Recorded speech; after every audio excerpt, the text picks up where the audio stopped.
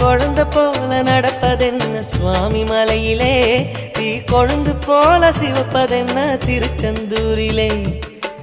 குழந்தை வேலன கொஞ்சி விளையாடலாம், கோபக்கார குமரன எப்படித்தான் ஆடலாம். குளத்தை போல மனசு கலங்குது, குமரா தெளிய வச்சா ரொம்ப நல்லது.